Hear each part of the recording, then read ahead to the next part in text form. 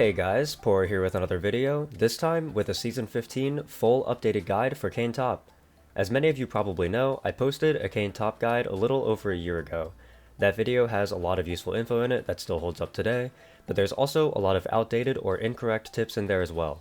Since the last guide was done in chronological order with different stages of the game, that means there are outdated statements sprinkled in here and there.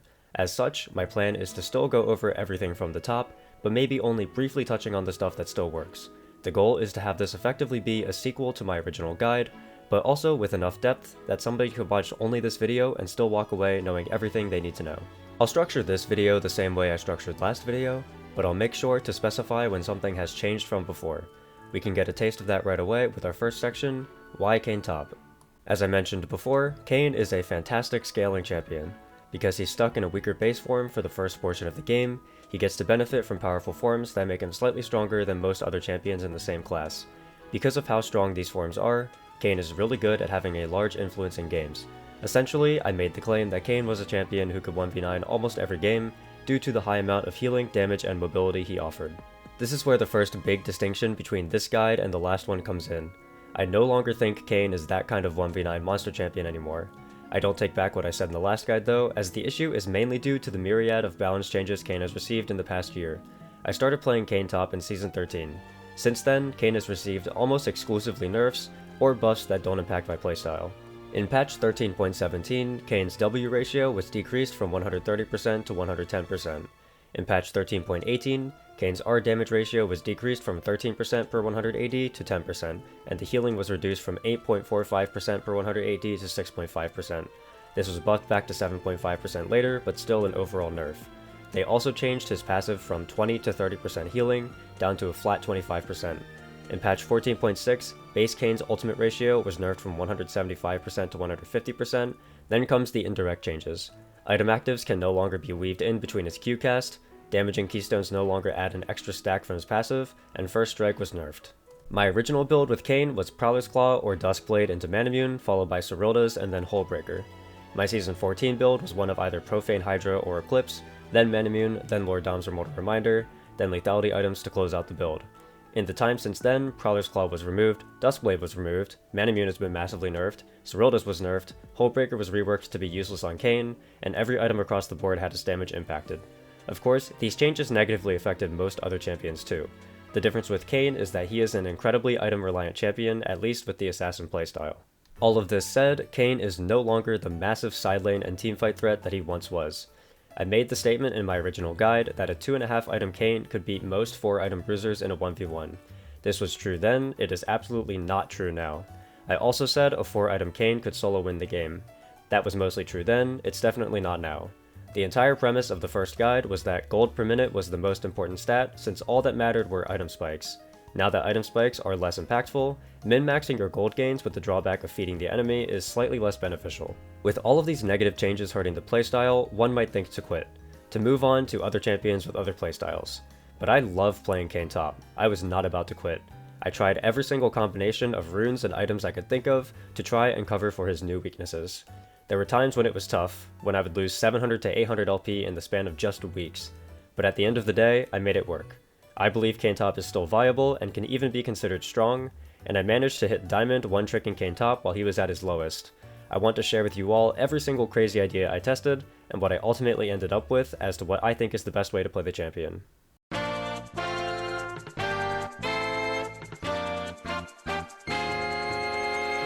Before I get into that though, I want to add a section where I cover a lot of the miscellaneous Kayn tips and nuances I figured out over the years. Some of this I touched on in my last guide, some of it is new.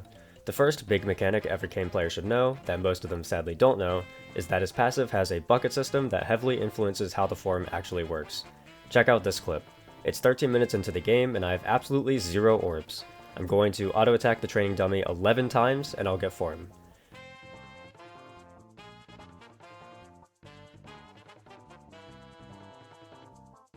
Now check out this one. It's 13 minutes into the game, I have 0 orbs.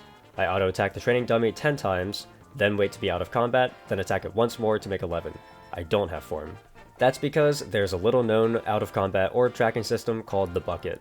I had a lot of details to say about the bucket a year ago, but some of it is incorrect as I didn't have 100% accurate information on how all the calculations were done.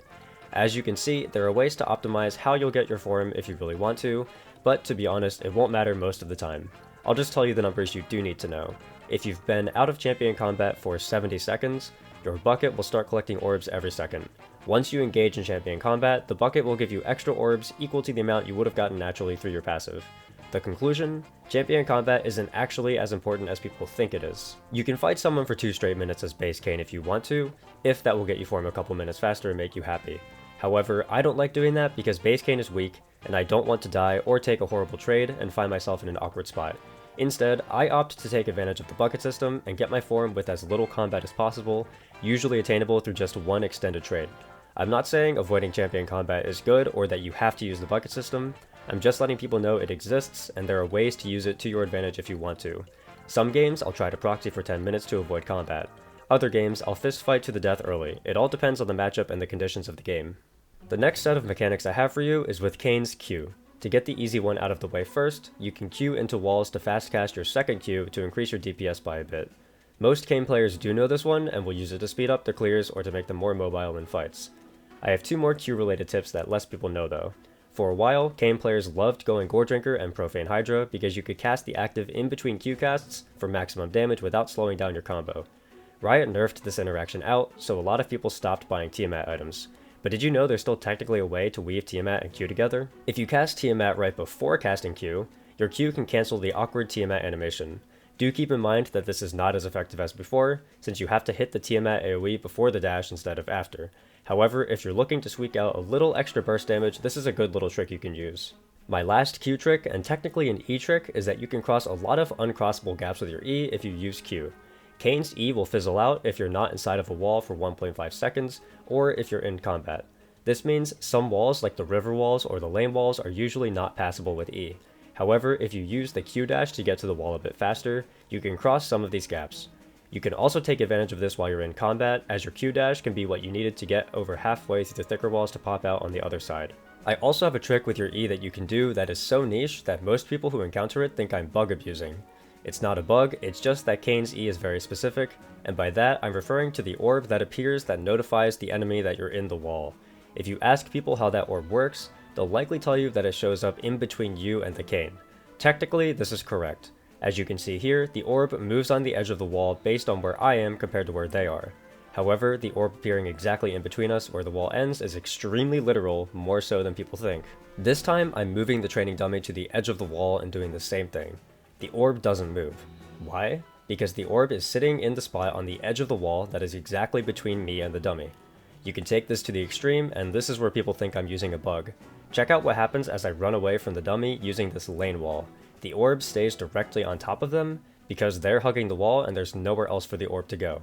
People would expect the orb to show up here, but that's just not the middle point if you're hugging the wall that hard.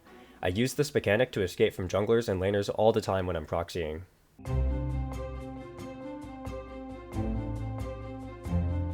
With Kayn mechanics out of the way, I'll move on to talking about Kayn top.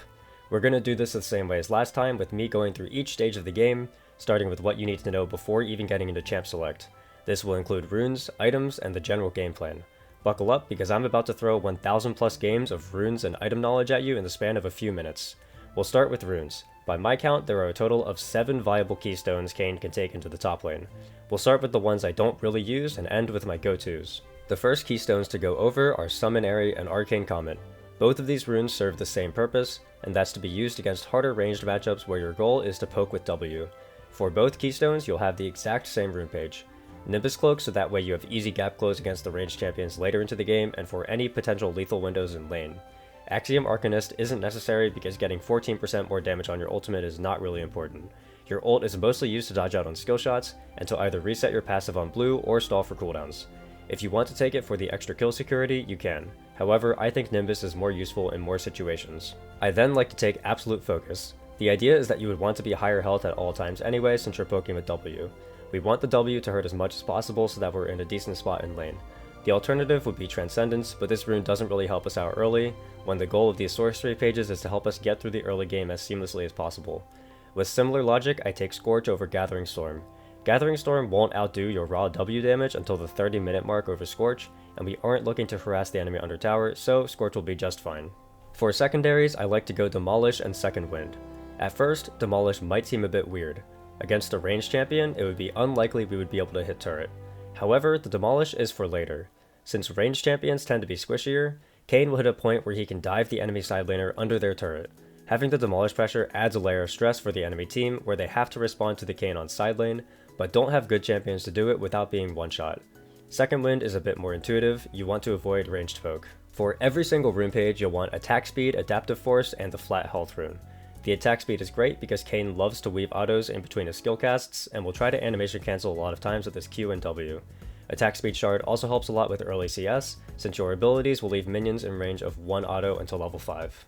The goal for these keystones is to survive lane as evenly as possible. With a D shield start and a W max, you'll hopefully be able to trade evenly with pesky range champions like Teemo, Smolder, or Vayne. Personally, I never used either of these rune pages. However, they are definitely helpful to know and totally viable, so feel free to pick either. I would recommend Comet over Airy since you likely won't be casting W off cooldown. The only other thing to note with these pages specifically is to be careful about your mana, since W costs a lot especially when you put skill points into it. For the next two keystones, we're looking a little at hard punishing some easier matchups if you want to try to stomp a game. Electrocute and Dark Harvest are great options if you want to surprise somebody with your early damage. The combination of the keystone plus sudden impact will provide a very high amount of burst damage, and you'll be using this to try to win the level 1. Electrocute is the choice if you want to fully commit to that first blood, Dark Harvest is if you want a backup plan. However, both can function just fine at all stages of the game. To fill out the rest of your red runes, you'll want Grizzly Mementos and Relentless Hunter. Both these runes serve the same purpose, which is to help aid you in assassinating targets later into the game. Since the red keystones prioritize burst damage, having extra sweeper uptime and movement speed will help for surprising enemies. For secondaries, I would recommend Demolish and Bone Plating. The Bone Plating will help a lot in those early lane trades. Something to consider with these keystones is taking Ignite Flash or Ignite Ghost. Teleport is fine obviously, but Ignite will help cement that extra lane pressure. Also as a quick side tangent, a fun build to try, and I must stress, fun, not good, is Hail of Blades Crit. Collector Lord Dom's Infinity Edge with Hail of Blades is a setup I've run before, and if you can get it to work, it's an absolute blast. The next viable keystone is First Strike, and this is the keystone I covered in my last guide. First Strike is great because it provides a lot of damage and a bit of gold, both of which benefit your scaling. The first rune you'll grab is Magical Footwear. The 10 extra movement speed on the boots feels really nice, and the 12 minutes no boots nerf doesn't impact Kayn as much, who's mostly just proxying through early game anyway. Then I like to take Biscuits. I experimented around with Triple Tonic, but found that Biscuits were more successful to me.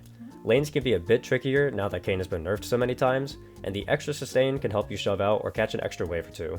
Then I like to go Cosmic Insight, as the extra summoner spell haste feels fantastic. Jack of all trades is playable, but I don't think the trade-off is worth it.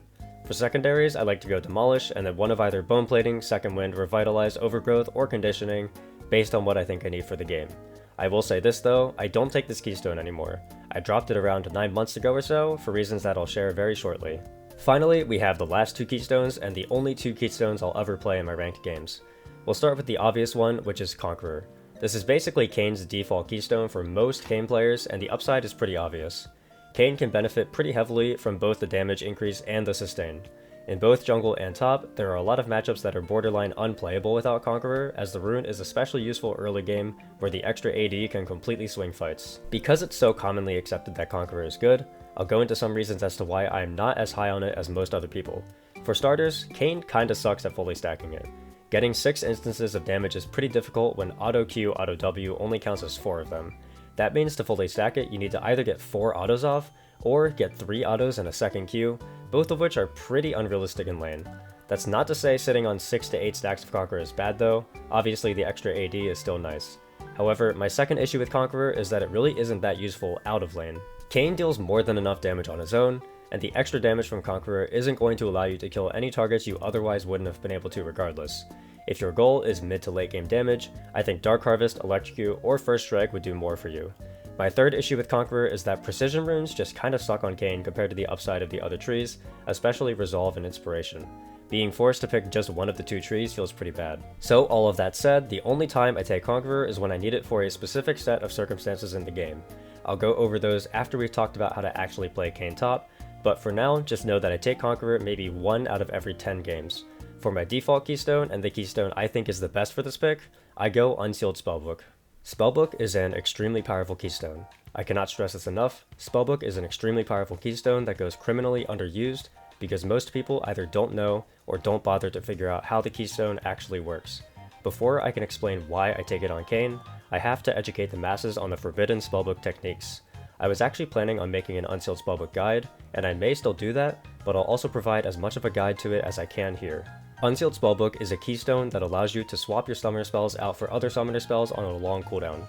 You get your first swap at 6 minutes, and the cooldown is 4.5 minutes until you get your second swap. For every unique summoner spell you swap to, the cooldown decreases by another 30 seconds at a minimum of 2.5 minutes at 6 unique swaps. You can't swap to the same spell you've already swapped to before unless you make 3 swaps in between. For example, if you grab Ignite first, you have to swap to 3 other spells, so we'll say Barrier, Ghost, and Cleanse, before you can grab Ignite again on the 4th swap. The way you properly take advantage of this is by picking 4 summoner spells that you want to cycle between in your mid to late game. Of the available pool of spells, I think 5 of them are worth considering for your rotation past 20 minutes. Those are Flash, Teleport, Ignite, Exhaust, and Ghost. 4 combat spells and a teleport. These spells are the real game changers that will swing 1v1s, teamfights, and even entire games.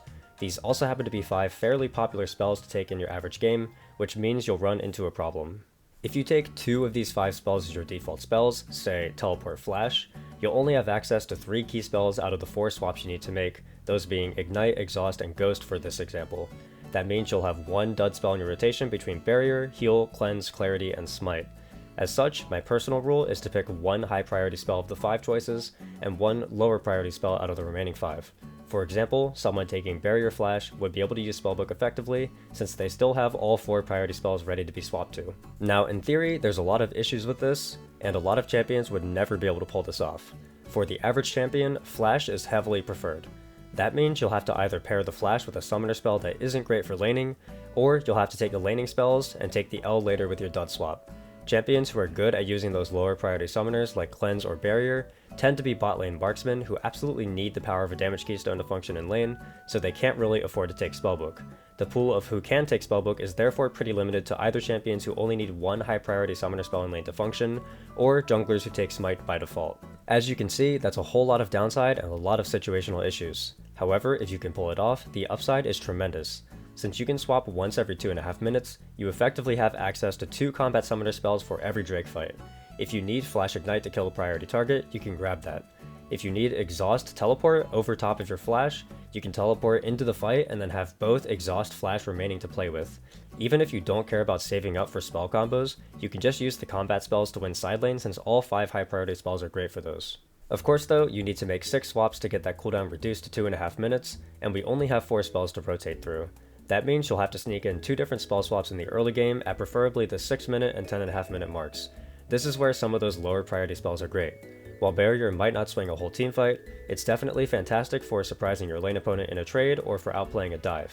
Clarity can single-handedly save your lane by giving you back most of your mana bar. Cleanse can allow you to take some extremely aggressive trades against champions who rely on CC to function. In an ideal world, your first 2 swaps will be these lower priority spells, and then starting at 14.5 minutes and onwards, it's only the high priority spells or situationally useful low priority ones. If you get your 2 dud swaps out of the way as early as possible, it can be smooth sailing for the rest of the game. Everything I just explained is great, but it doesn't exactly paint a picture of why I think Kayn specifically is good with the keystone. I don't think Spellbook is the best in slot keystone for very many champions at all. It's universally fine or good on most, but there's almost always a better option just due to how tiny the margins are for champion balance. Most lane matchups and jungle matchups are riding a thin enough line that one of them taking a non-combat keystone early game will completely tip the scales in the enemy's favor. I recognize these flaws with the keystone, and I rarely ever pick it on anyone who's not Kayn. So why do I use it on Kayn in over 90% of my games? Well, to understand that, we have to first go back to the time when I played First Strike. I could have gone Spellbook then, why didn't I? Well, to get the obvious reason out of the way, it's because First Strike used to deal 11% damage and grant 100% gold, and now it only does 7% damage and gives you 50% gold. Sure, but that's not actually the reason why I dropped it. The reason why I dropped First Strike was because Minion Dematerializer was removed. That makes zero sense out of context. Why would I drop First Strike after Minion Demat was axed? Those runes have almost nothing in common. Well, I like to proxy a lot with Kayn. In my old guide, the majority of the early game portion was me explaining how proxying works and when to proxy. Base Kayn is pretty weak, so the less I can interact with the enemy laner, the better. even with Conqueror. Kayn's wave clear is also insanely good, so the combination of the two makes proxying seem very enticing. A way to make it through early game unscathed while maximizing gold income? Sign me up. However, the issue was that cannon waves took too long to clear.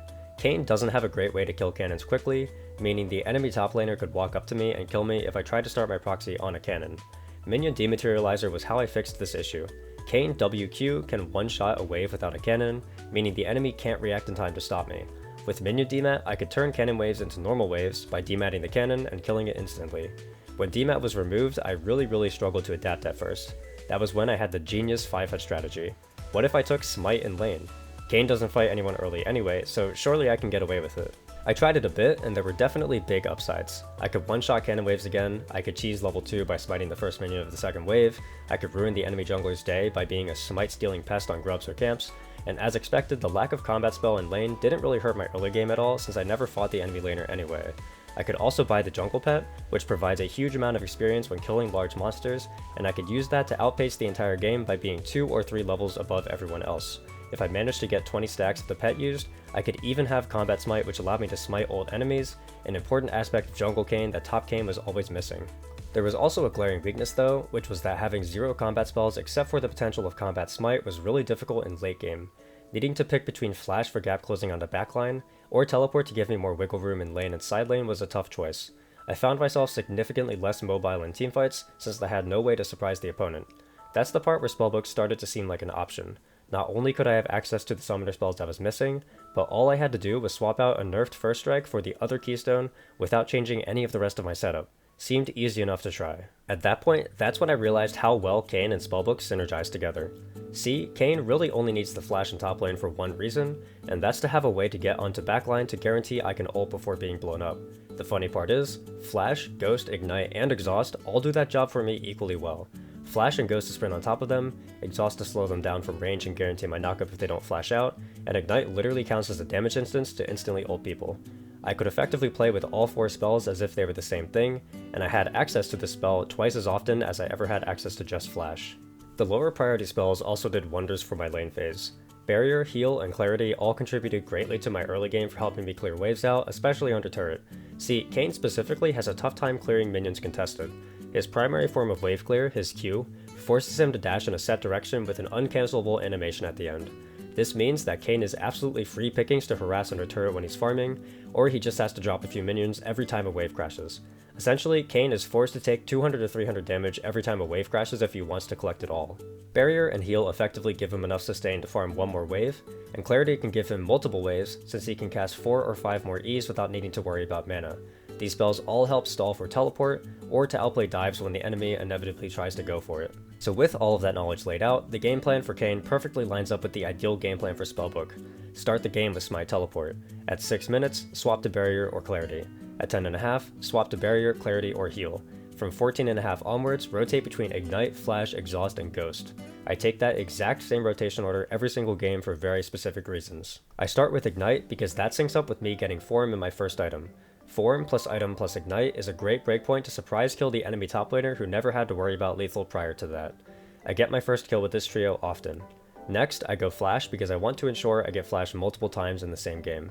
Flash is the easiest gap close tool and the one that enemies are expecting the least, so by swapping to it earlier, the chances of us getting to use it a second time go up by a lot. I go Exhaust third because I want to go Ghost fourth, which allows me to stagger my mobility spells with my point and click spells. Having Ghost and Flash next to each other can cause a 5 to 7 minute dead space where I have no extra mobility, so by alternating my point and clicks with mobility, I can always know I have some extra gap close coming up soon. The only time I really break this cycle at all is if I see an obvious kill angle with Ignite at 6 or 10 minutes, in which I'll go Ignite earlier to get the kill, and then just swap to Barrier, Clarity, or Heal at 15 minutes.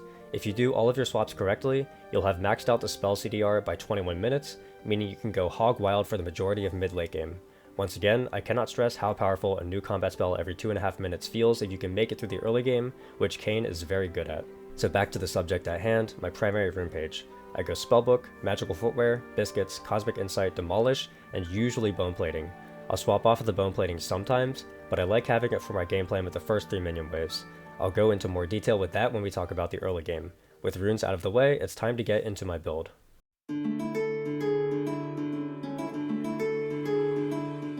I'll be able to keep this pretty streamlined since I have a pretty in-depth item page I made for it in-game.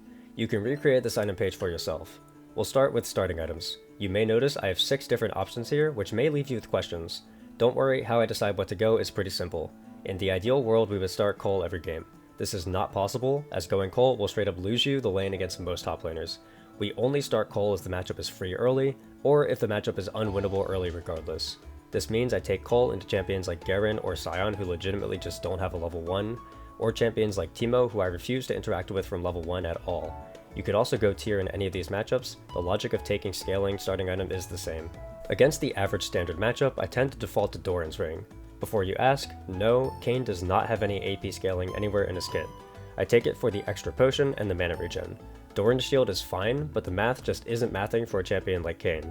Shield costs 50 more and gives 20 more health, plus 0.8 health regen and up to 45 health regen after taking damage.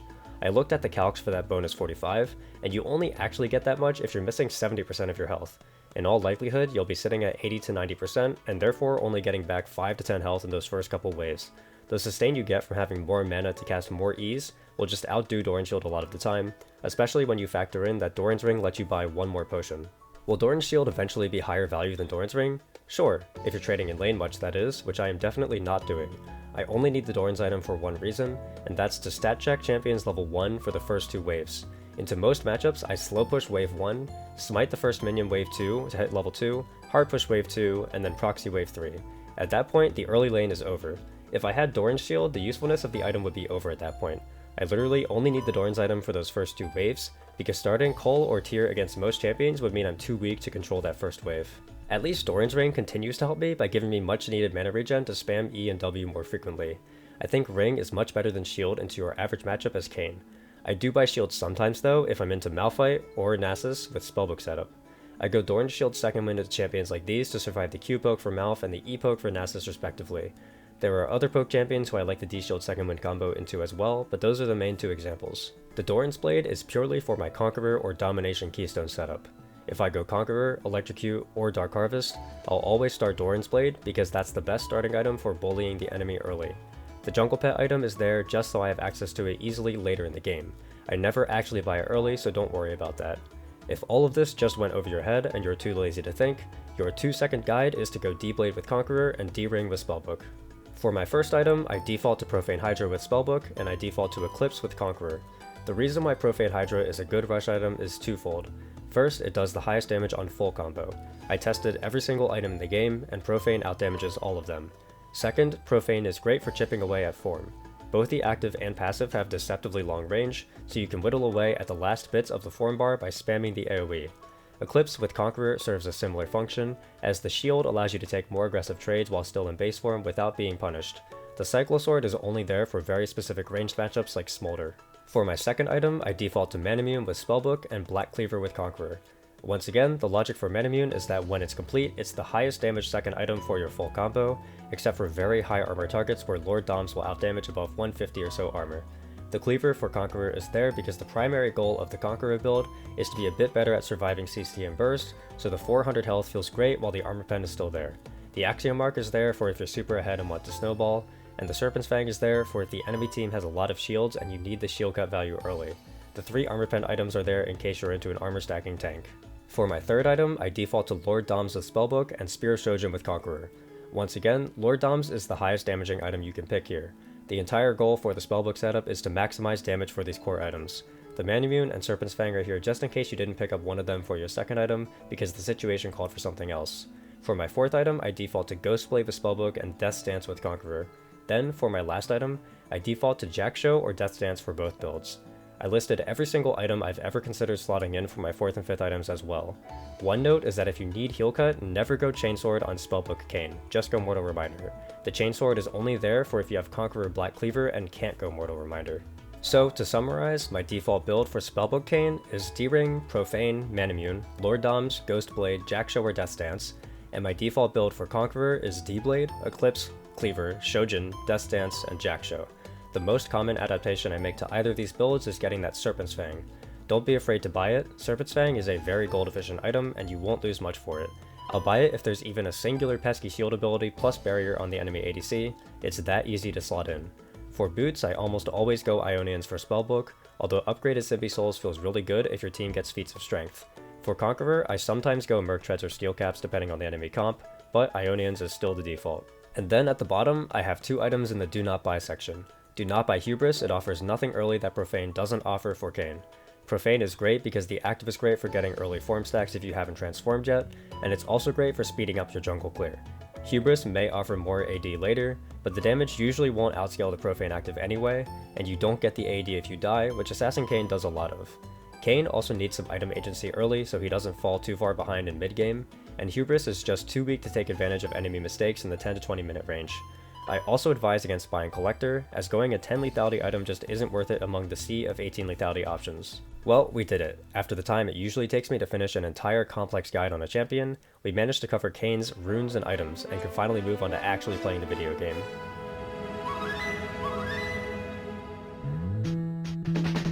From the second you load onto the Rift, you have many options to be thinking about. Based on the champions in the game, you either have Spellbook or Conqueror. For this portion of the guide, I'll assume you want Spellbook, and I'll talk about when to go Conqueror later. For Spellbook, the big decision to make right out of the gate is whether to start Cole or D-Ring, and we'll only be starting Cole into extremely easy matchups, or if we're planning on doing a level 1 proxy. The benefit of the level 1 proxy is the ability to buy a scaling starting item and then stacking it instantly. Buying Doran's items feels good for lane, but you lose out on hundreds of gold in the long run if you don't find a meaningful advantage from it. If you decide to level 1 proxy, you'll have to know how you're planning on doing it. When the enemy team sees a smite top Kayn, they'll usually assume I'm going for some kind of jungle invade, which I definitely do not want to do, but it doesn't matter because effectively that means they'll be more likely to stop me from walking in. There are 2 main ways to level 1 proxy. The first is if you see the enemy jungler on the bottom side of the map. Regardless of if you're blue side or red side, queue over the Baron Pit and then book it towards their tier 3 turret. You'll want to catch the wave here, take the first wave, and then ward either wolves or raptors before heading back to the second wave. Plan to die after wave 3, as the enemy jungler will be around the area if they clear camps normally. If you have no vision of the enemy jungler and you still want to go for a level 1 proxy, you'll have to wait as long as possible, and then go towards their tier 2 turret to catch the minion wave in between tier 1 and 2. If on blue side, stand in your own jungle and then queue over the wall into river at 112 to get to the wave at the last second. On red side, queue that same wall at 119. By waiting as long as possible, we're giving the enemy top laner the least amount of time to react to us. In my original guide, I suggested that level 1 proxying was pretty good most of the time. Now that we have smite and items are weaker, I would actually recommend that you not go for level 1 proxy in most games.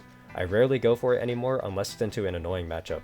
If you decide to take D-Ring, then you're committing to playing out the first wave in lane. Even with Spellbook, Kayn's level 1 is decently strong. There are a number of champions who you have to concede push to, most of which are the stat check champions who benefit from trading auto attacks, but there are also a number of champions who you'll be tanky enough to win the level 2. Essentially, the rule is, if they can't kill you by the time the second wave shows up, you're probably fine. Once that second wave shows up, you can smite the first melee minion and hit level 2 to get them to back off. When you hit level 2, if you're the one in control of the wave, take E. Taking W is tempting, but I promise it'll get you nowhere. You'll want to somewhat slow push wave 1 if possible, and then hard push wave 2. It doesn't matter if it crashes, just hard push it. With your E, go through the thick wall behind the turret to catch wave 3. Due to the new season changes, the third wave is no longer a cannon wave. This is great for us because we used a smite charge on wave 2, but our smite will be back up by wave 4 to smite the cannon. At this point you can stick around and continue proxying for a bit, but reset or execute if you think the enemy is nearby, and also don't stick around past 850 gold. You want to get that first base off to buy coal and tier as soon as possible so you can start stacking them early. At this point the lane gets a little bit harder. Both you and the enemy top laner are level 3 or 4, and they have the abilities to start fighting back with you. They'll do one of 2 things, either push the wave into you repeatedly, or eventually let the wave bounce back towards them. If they push the wave towards you, let them. Stick around and make sure you're in XP range, but don't take any trades. If you take a bad trade while the wave is slow pushing towards you, you'll likely get doved by the enemy jungler, and that'll be GG for the lane phase. Prioritize your own health bar over 1 or 2 minions, you'll need it when you're catching the wave. This is where I go over your basic wave clear pattern. At level 1, 2 Qs will kill the wave.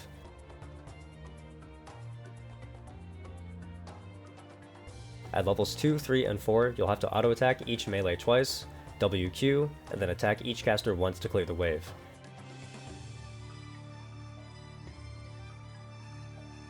Once you hit level 5, it gets a whole lot easier. Now is the time to mention that with the D-Ring setup, you max W first. With 3 points W, 1 point Q, and at least 2 longswords, you can clear a wave by auto-attacking each melee once and then landing a WQ on the whole wave. Cannon waves work the same way, except you smite the cannon. Now that you know how your wave clear works, you want to know how to catch waves under turret as quickly as possible. The faster you clear the wave, the less time the enemy top laner has to harass you when you're under turret or hit the turret. Do keep in mind though that by clearing the wave like this, you're queuing forward in the enemy's direction, meaning sometimes they can take advantage of you to get that higher damage trade on you. Dude, just let me queue into the wave, come on man. Just let me press Q into the wave, I'm not trying to hold it, I swear. This is where the teleport minigame comes in. If they keep shoving the wave towards you, you'll continue clearing it and you'll continue getting poked. Then, in between waves, you heal up with E, and your mana should be fine due to having both tier and D-ring. Once your health is low enough that you think the enemy will attempt to dive on you next crash, think about if you can outplay it or not, and if not, just reset and teleport back in. As long as the enemy top laner keeps pushing towards you, this is the game you'll be playing. Clear waves, sustain with E, then hope your health bar and mana bar holds up until your teleport comes back, or until the enemy resets. This pattern will keep persisting as long as you're weaker than the opponent and they don't make any big mistakes. There will also be occasions where you think you're stronger than the opponent, and when they do make mistakes, and this is when you'll be able to take control of the next couple waves. When you find yourself in this position, the goal is to get the wave in a good spot that will allow you to start proxying. The way you do this will be pretty similar to how it was done in those first couple waves, and that's to slow push the waves until you see an angle to fast push one and then hard shove it. Another reminder that you don't actually need to wait for the crash, since you'll be catching the next wave on their side anyway. If the enemy is being extra pesky about contesting you while you're attempting to hard shove, remember that you can use your ult to get out of tough situations. Since all you need to do is clear the wave and not fully crash it, you can clear the entire wave, ult the enemy, and then E out through the wall to escape their aggression. Now that you have the proxy off, there's a few things to remember. While it is great that you're able to stack up the coal and tier for free, there's also a lot more you could be doing to impact the game. This idea is something I did not consider for my original guide, and I definitely left a lot of potential early leads on the table. The first move to consider is placing a control ward in the lane brush between the tier 1 and 2 turrets. It's a 75 gold investment, but this ward will more than make up for it in almost every game. The ward is basically never cleared because laners almost never bother to check for it. Most laners will opt to be staring at the turret or at the upcoming wave when they're running back to lane, and will walk right past the ward even if they go through the bush. This ward is extremely effective, as it gives you the exact timer for their return to lane. With this timer, you'll know exactly how many auto attacks you can hit their turret with, or if you can even hit the turret at all. I've used this information to take an extra 2 or 3 plates in a lot of my games that I otherwise wouldn't have had the courage to go for. The ward also helps spot out if the enemy top laner wants to contest your proxy between the tier 2 and 3 turrets, and you can execute or escape before they ever get to you. I try to place this ward in every game where I have a good base for the control ward. Speaking of wards, another thing you should look to do during your proxies is light up the enemy topside jungle with vision. Every time you clear a wave, you'll have a short window of time to duck into the enemy jungle and place some wards. You can also use this time to steal camps if you're healthy enough and have enough time for it, although you'll have to be aware of where the enemy jungler is if you go for this. Camps take a deceptively long time to take without jungle pets, so be careful. If you want to, you can even try to bother the enemy jungler while they're clearing those topside camps, because stealing even one could destroy their tempo and tilt them extremely hard. However, I would be very careful about this, as you'll probably lose 1v1 to most of them in an extended fight due to your lack of combat runes or summoner spells. When you're proxying, also keep an eye out on mid and bot lane. Because of how much time you get when you proxy, there are windows of time that you can use to punish the enemy laners if they are playing too aggressively. Mid ganks are within reach, and bot teleports are worth thinking about if it looks game winning. Finally, keep an eye out on the void grubs. Since you have smite and there are 3 grubs, you can often take at least one of them every time. Singular grubs go down fast to your damage if you're alone, and contesting grubs will usually net you 1 since the enemy jungler can't smite all 3. While it may seem like just one grub won't make a huge impact, the reason why it's so important is because taking just one of the 3 will prevent the opponent from receiving objective feats. This is a great way to stall out the opponent's boots upgrade while your team tries to complete the feats themselves. Now back to proxying itself. If the opponents try to contest you, your top priority should be surviving. Dying for the wave is your last resort only if you can't see a way to live. Kayn has a lot of great mobility tools, so look to get the enemy to chase you. If it's the enemy top laner, it's pretty much always good to have them chase you around the map if you think you'll live. This is because while you're being chased, they'll be dropping a wave to turret. Same thing goes if you try to go for the proxy and they try to chase you off of it. It's fine to just keep running past the wave, because they have everything to lose, whereas you could always run back to your turret to catch the wave whenever. Now to rewind and go back to those first few minutes. The other option the enemy top laner could do is choose to let the wave bounce back so they can potentially freeze. If they do this, you have two options. The first option is if you think they can't all-in you in 5 or so seconds. If they can't, your job is to aggressively attempt to clear the wave so that you can E out and catch the next wave in between the tier 1 and 2 turrets. This will effectively break any freeze attempts they may have had, and you can look to get a good reset off despite being originally at a disadvantage. If you don't think you can clear the wave and escape without dying, your last resort is to stack the wave entirely and go for the proxy. Depending on the champion you're playing against, this can be risky. If it's a split pusher, they can use that singular wave you left to go take 2 or 3 plates, which is obviously bad. Regardless of the champion, this will also just lose you a full wave of gold and XP. You have to carefully weigh what the opponent will get from you stacking the wave, compared to what you would lose if you let them freeze, or what they would get if you died trying to forcefully shove the wave out.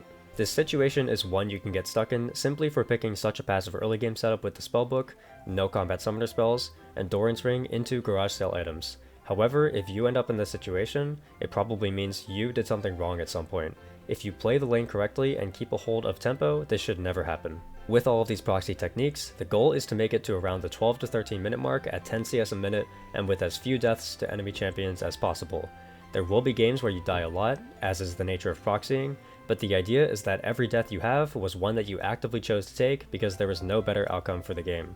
With the Cole and tier mostly stacked, form achieved and Profane Hydra completed, you're now into mid-game.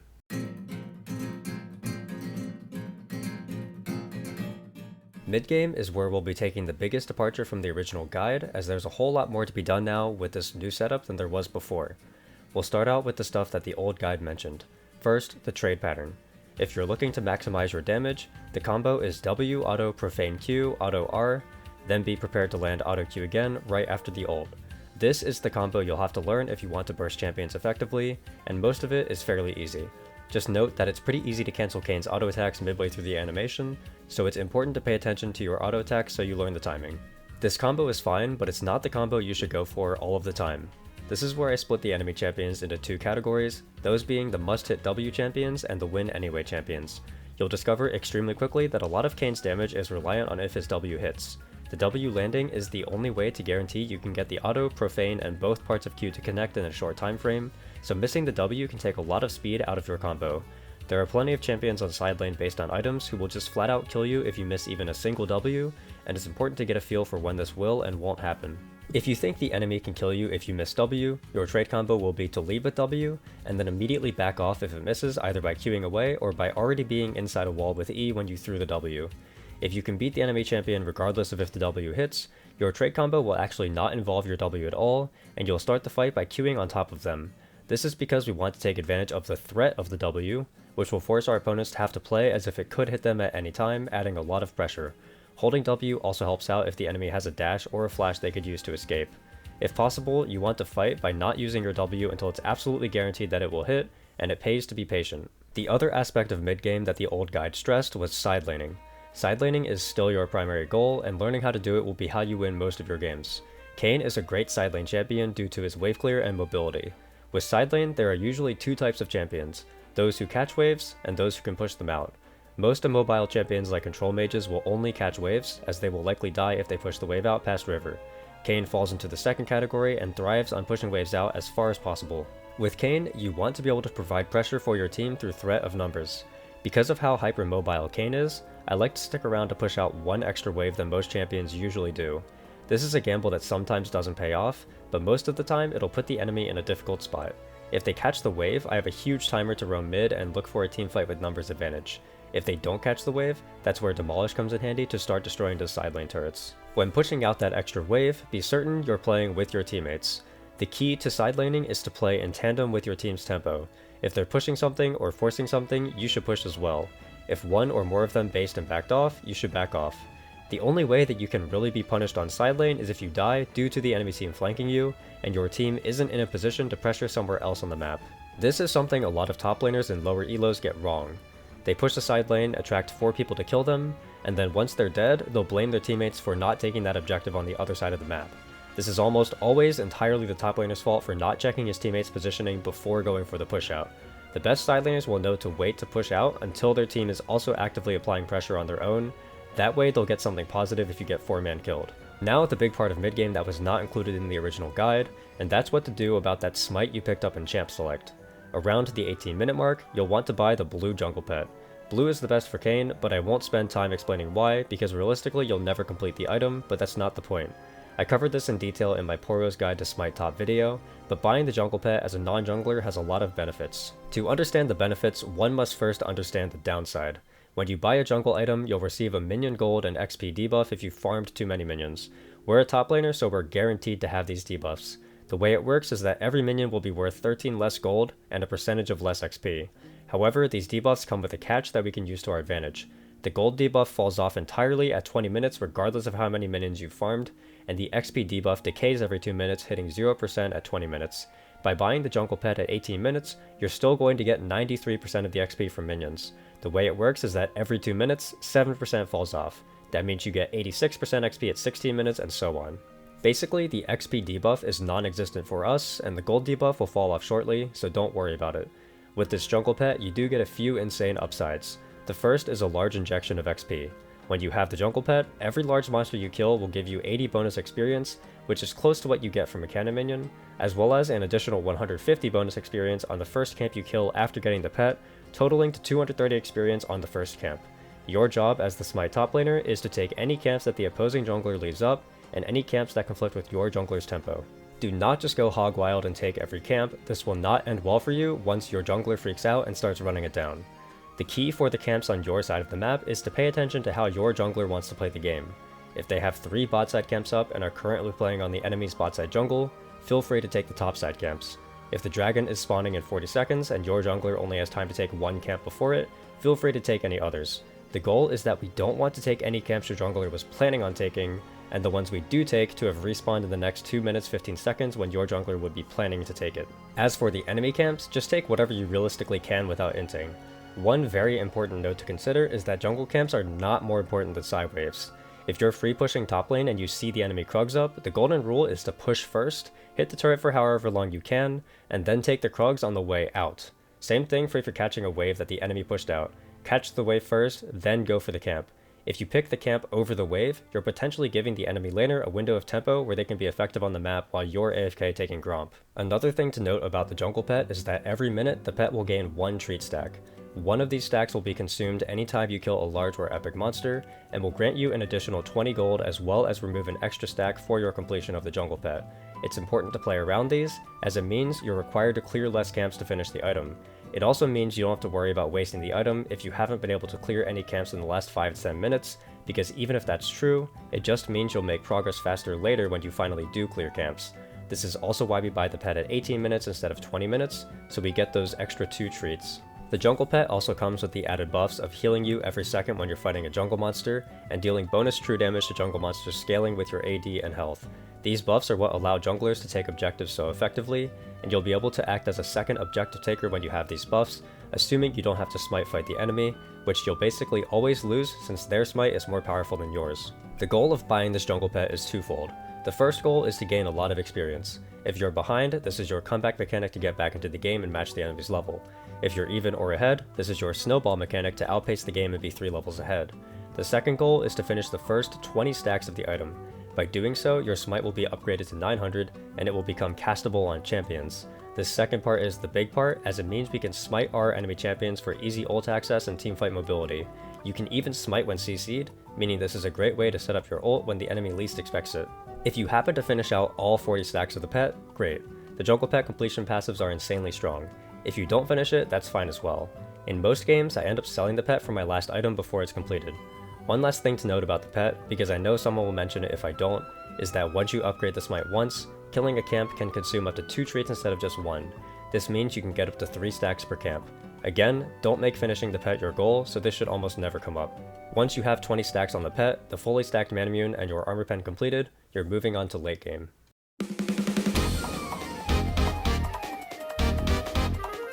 For starters, keep taking camps. Don't stop taking camps even if you sell the jungle item. That's a lot of gold and XP the enemy jungler just won't be getting, and it's definitely worth it to set the enemy behind. That said, the main thing to focus on now that you're in late game is objectives. You want to side lane as effectively as possible, but prioritize doing something productive on the map every time an objective is spawning, whether that's pulling pressure away from it or fighting over it directly. When it comes to those objective teamfights, you have two goals. The first one is to see if you can get a pick prior to the fight. Since you'll have been able to push out the side waves and moved in, it's a good opportunity to set up shop in their jungle and try to catch a squishy walking in greedily. If you can one-shot their marksman, mage, or assassin before the fight starts, your team will benefit greatly. If you can't find someone to assassinate, try to keep your positioning in the enemy jungle without being spotted, because your second goal is to find a flank. Red Kayn is a fantastic flanker, as the threat of his W puts the enemy team in a tough spot. Unless they cohesively move as a unit, it is very difficult to walk into a Red Kayn without getting bursted. Once you have this flank, the goal is to get onto someone in the enemy's backline and one-shot them. If you can do this out of vision, great. If they see you, the idea is that the pressure of the situation will force someone on the other team to make some kind of mistake that someone on your team can punish. When it comes to actually starting the teamfight, the way you play it depends heavily on the condition of your team. If you think your team is strong enough to steamroll the fight, you should look to just go in, assuming your team is in a decent spot to follow up. Since your R makes you invulnerable for a few seconds, you can usually just send it, ult somebody, and then that go button will convince your team to follow up and fight. If your team will likely lose the teamfight on their own, or if it's too close to tell, you definitely don't want to start the fight this way. Instead, you want to act as follow-up engage. Kayn does a disgusting amount of burst damage, but he needs time and good positioning to set it up. In other words, he has the damage to carry a teamfight on his own, but he needs the focus to be on someone else. If you wait for your team to engage first and then follow up, you'll find much more success than if you tried to start something yourself. If played correctly, these teamfights are Kayn's biggest strength as a champion and where you'll find most of your success. Having Spellbook will greatly benefit you in these teamfights. Since your goal is to assassinate the most important backline target, each of those 4 combat spells, including your combat smite, will all help you get that key ultimate to kill the target you need to kill. This type of situation is where that Spellbook will outshine all of the other combat keystones you could have taken instead, and is the primary reason why I like to run it. As mentioned, I run Spellbook in the vast majority of my games. When deciding what my setup will be, I try to take every single champion on the enemy team into account.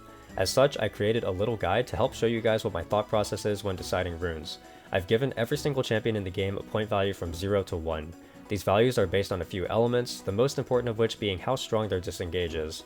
The best disengage champs are fantastic against assassins, and therefore makes going Spellbook more difficult. We'll take a closer look at these point values later, so don't worry about it too much now. Another smaller factor here is lane matchup. Spellbook is fine into almost every matchup, but there are some matchups where Spellbook isn't the best option. There are some champions that other keystones just play really well into. I try not to ignore this, but I won't ditch Spellbook just for lane matchup alone. When I'm in the final part of Champ Select, I add up the value of every champion on the enemy team. If the sum is lower than 1, I take Spellbook. This means that the combination of champions on the enemy team is mostly unproblematic for me. If the sum is 1 or higher, I take... As mentioned in the runes section, Conqueror and Spellbook are the only 2 keystones I ever play in ranked. If you ever see me playing Dark Harvest Kayn on stream, it's probably because I forgot to swap off of my Elise runes. Conqueror itself has 1 key use, and that's extra power in lane. Conqueror also thrives off of extended fights, so the build ends up curving itself around the idea of pure 1v1 strength over any kind of teamfight usage. With the combination of the build and the rune, this setup has the secondary effect of making Kayn significantly more resistant to burst damage. When you look at the points I allocated each champion, you'll notice that champs who received points fall under one of 3 main categories.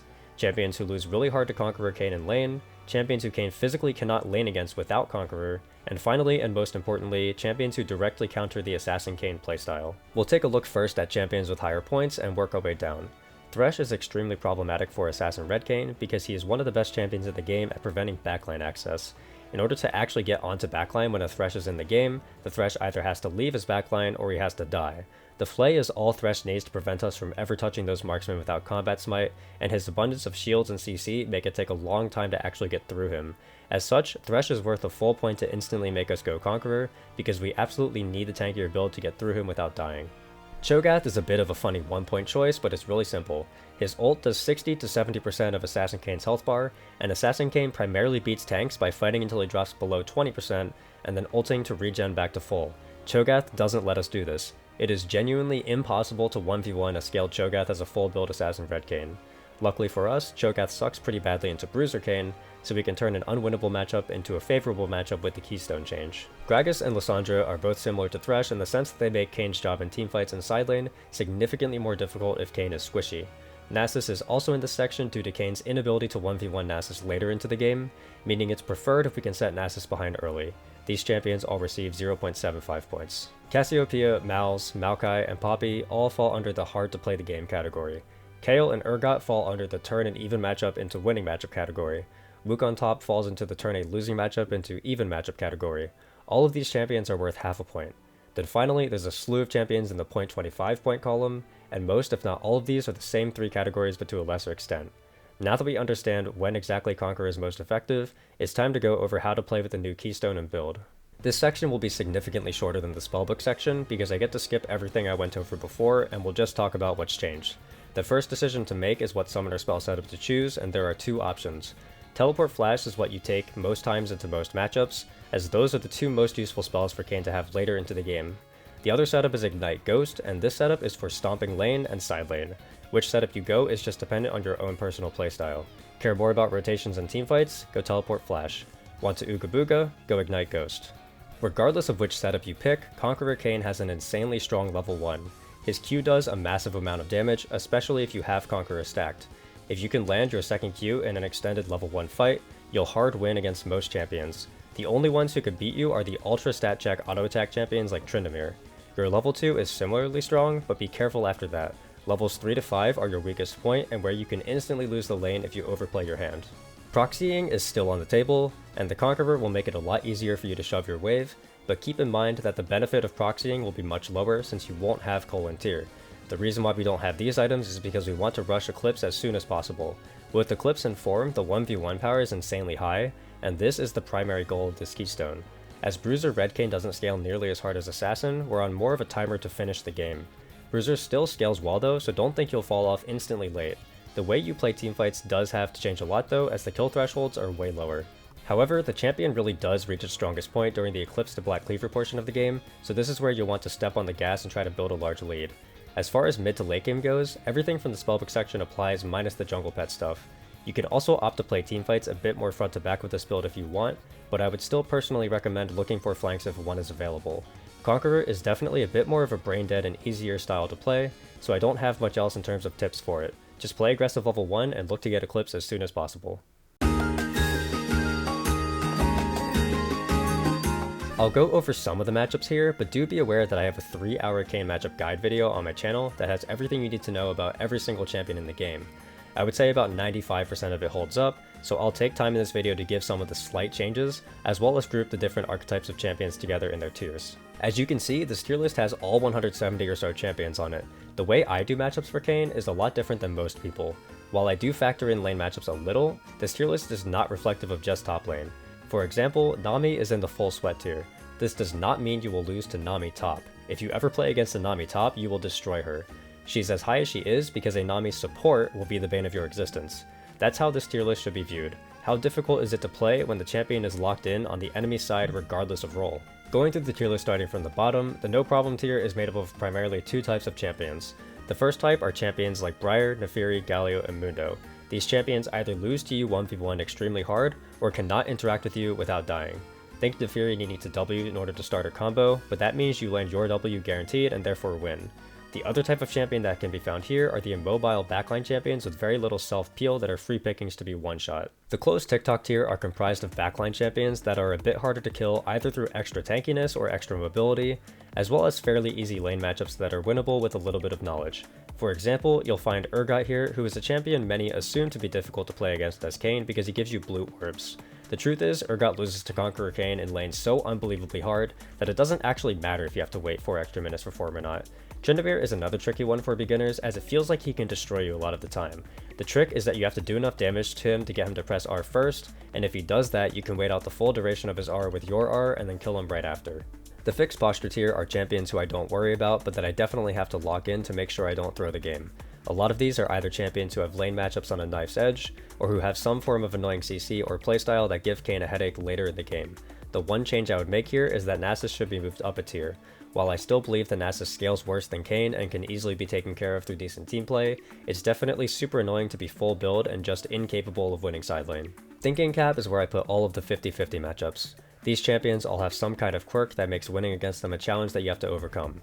This tier hosts a lot of the pesky disengaged champs and enchanters that Kayn struggles to be useful against later the game goes on, but who can be countered through good positioning and changes in build path. The full sweat tier has some of the most difficult champions to play against, featuring your strongest disengaged champs as well as some strong scaling champs. I would say most champions here are worth considering for your ban, although I have two special distinctions to make here. First off, Aatrox should be moved down to thinking cap. I believe Aatrox is the hardest lane matchups for Kayn, which is why I put him this high. However, lane matchups really don't matter all that much for Spellbook Kayn if he can get the proxy off, and Aatrox is pretty manageable in mid to late game. The other note is that Smolder is here only because of Smolder top. Kayn has zero way to prevent a Smolder from stacking up in lane, but Kayn plays just fine into a Smolder that went anywhere else and doesn't have 12 stacks a minute at 20 minutes. Finally, the three champions in the Pray to God tier are what I think are the most difficult champions to play against. I've already talked a bit about Cho'Gath, but what I really don't like about him is that other than Thresh, he's the one champion in the game that absolutely forces me to go Conqueror Bruiser, which I think is the inferior build. That build is less agency for me to control who wins, and I don't like not being in control of the game. Thresh is a little bit different, as Thresh covers the support slot, which contains most of the champions I struggle against, like Nami, Milio, and Janna. I hate going Conqueror into those champions, but those champions likely aren't in the game if Thresh is there instead. Ivern is here for three reasons. First, Daisy is Kayn's kryptonite. I can't one-shot it and I can't walk through it, making it very difficult to play around. The second is Ivern's E, which has an AoE slow that applies even if the shield is broken. That means if I ult a target and Ivern shields them afterwards, I'll get slowed down by the shield upon coming out, which greatly reduces the effectiveness of my Q and E. The third reason is that Ivern is just a great disengaged enchanter in general, the archetype Kayn struggles the most against. And then the last Pray to God champion is Zilean, who has a perfect counter to Kayn's full dive, full commit type of playstyle to result. Zilean also counters a more passive Kayn with his E, a point and click max slow that will render my Q and E completely useless. Again, if you want more details on all of these matchups, go check out my Kayn matchup tier list video. It's not only 3 hours, but 3 fully trimmed and edited hours, meaning everything said is a useful tip for Kayn players in some way. And with all of that out of the way, I think I managed to cover pretty much everything I wanted to say about Kayn Top in Season 15. I don't think it's anywhere near as strong as it was in late Season 13, but it's certainly still a good viable pick. I also want to mention that I saw a funny stat, that if champions with Smite who aren't in the jungle, Shaco is the highest at 21.6k games in the last 30 days.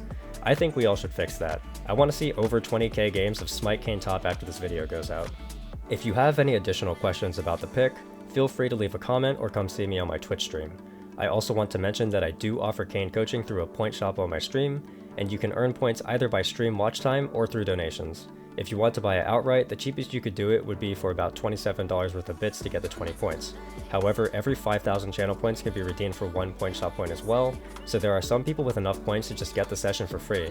The session includes me watching you play a ranked game while providing tips and instructions, followed by a VOD review where I go over everything I might have done differently. A link to both the stream and my Discord server can be found in the description. I also have a Ko-fi page, and any tips are highly appreciated. I'm shooting for Masters by the end of the year, hope you can all join me on my journey. I'll see you all for the next video. Bye!